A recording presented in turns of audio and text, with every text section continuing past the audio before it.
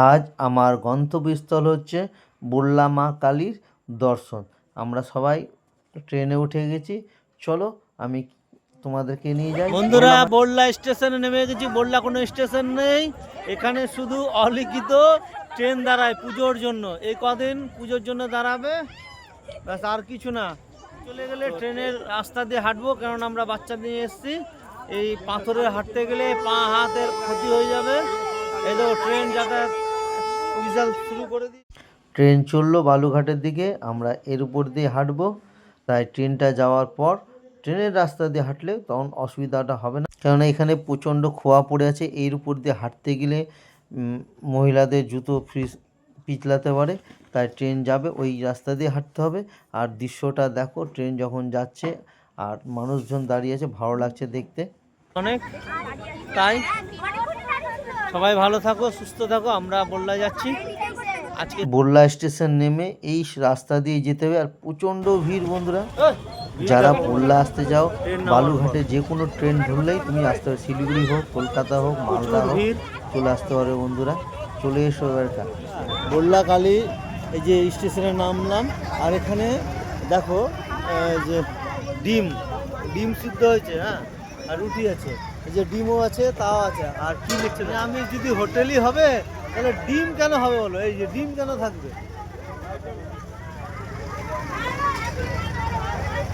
দেখো জিলাপি, এই যে মেলার জিলাপি, সকাল থেকে ভাসছে জিলাপি।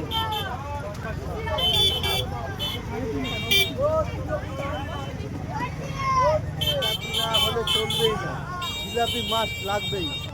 হাতের তৈরি করা ডালি খুব সুন্দর লাগলো দেখতে। ডালি কুলো বিক্রি করছে মেলার মধ্যে। আর বন্ধুরা কি বলবো, এই পুরো রাস্তাটাই যেমন, এই একটা রাস্তা না, এরকম প্রায় 7 থেকে 8খানা রাস্তা, যে এইরকমই ভিড়। আর এটা মন্দিরের সামনে লাইন, সকালবেলা পুজো দেওয়ার জন্য। আর পৌঁছে গেলাম আমরা ভোগ কিনতে। এখানেই ভোগ কিনে নিলাম, সব মিক্স করে এটাই লুটিয়ে দিই, কারণ অত লাইনে দাঁড়িয়ে ভোগ দেওয়া সম্ভব নয় বাচ্চা কাচ্চা নিয়ে। সকালবেলা এসেছি, বেশিরভাগ মানুষ, যদি 10,000 মানুষ পুজো দেয় তাহলে 1,00,000 মানুষ এই লুটিয়ে দেবে এখানে মায়ের সামনে। তাই ব্যারিকেড করে দেয় একদম জাল দিয়ে, মায়ের কাছে যেন না যায় বাতাসাগুলো। বন্ধুরা, যত ভিড় ঠেলে মায়ের সামনে যখন চোখাচোখি হলাম, মনে হলো আত্মা এবং জীবনটা সার্থক হলো। কারণ এই বললার আসা মানে একটা, কি বলবো বন্ধুরা, ঝোঁক থাকেই মানুষের সারা বছরে। আর এত ভিড় টেনে যে মায়ের যে মন্দিরের সামনে আসতে পেরেছি, এটাকে ধন্য মনে করি। আর ভিতরে ঢুকতে গেলে তো আরও ভিড় আছে, বুঝতেই পারছো। আর সমস্ত ব্যবস্থাপনা কমিটির পক্ষে দিয়ে খুব ভালো।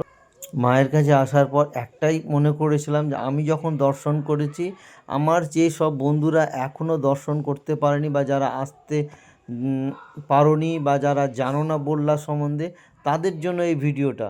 অবশ্যই তোমরা ভিডিওটা নিজেরাও দেখবে, অন্যকে দেখার সুযোগ করে দেবে, এটাই অনুরোধ রইল আমার। সুন্দর ব্যবস্থাপনা, কী আর বলবো বন্ধুরা। আমি তো ট্রেনে এসেছি, যারা বাসে ছোট গাড়িতে, তারা কিন্তু বাই রোড আসতে পারো, বালুঘাট ক্ষুদিরাম বললেই সবাই বললা চিনে যাবে। যে কোনো গাড়িকে চলে এসো বন্ধুরা, একবার ঘুরে যেও। এবার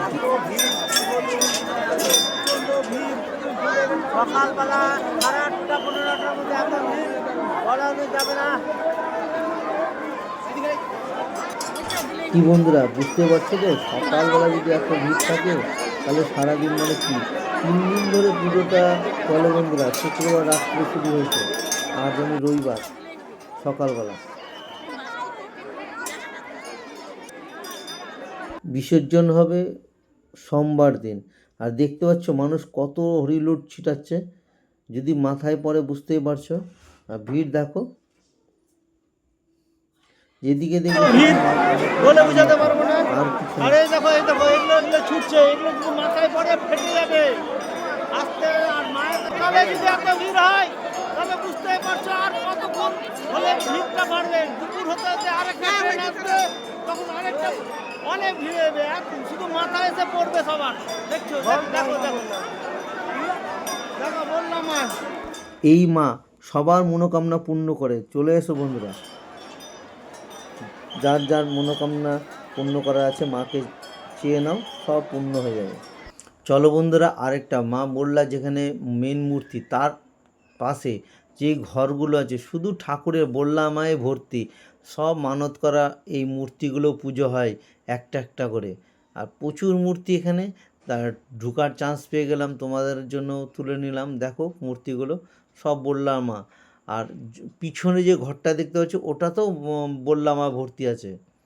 আর সমস্ত ঠাকুরকে যদি এত সুন্দর করে রেখেছে, সমস্তকেই পুজো করা হয়েছে, কেন মায়া সবার মনোকামনা পূর্ণ করবে না? আর এই ভিড় তো দেখতেই পাচ্ছ, তোমাদের চোখের সামনে দেখাচ্ছি, এত ভিড়, এত জনসমুদ্র এখানে একদম। প্রত্যেকটা মা একই রকম দেখতে আর একই সাইজ। দেখো বন্ধুরা, ছোট বড় আছে। আর চলো একটু তোমাদেরকে মন্দিরে দেখতে পাচ্ছি জানলার ভিতর ঢুকে নেই। এই মা সবার মঙ্গল করো মা, আবার যেন সামনে বছর তোমার কাছে আসতে পারি। সবাইকে ভালো রাখো, তুমিও ভালো থাকো, এই শুধু কামনা রইল। ভিডিওটা যারা যারা শেয়ার করবে, কমেন্ট করবে, তাদের জন্য মা যেন আশীর্বাদ দেয়।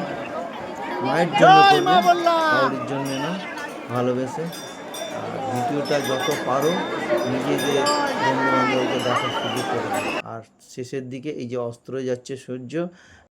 বন্ধুরা পুরো ভিডিওটা যদি দেখে থাকো, সুন্দর যদি ভালো লাগে মায়ের এই রূপ, সকালে বিকালে 24 ঘন্টা এরকম লোক, অবশ্যই লাইক কমেন্ট শেয়ার করে দিবে। আর অবশ্যই আমার পেজটাকে একটু ফলো করে দিবে। বাই, নেক্সট ব্লগে দেখা হচ্ছে তোমাদের।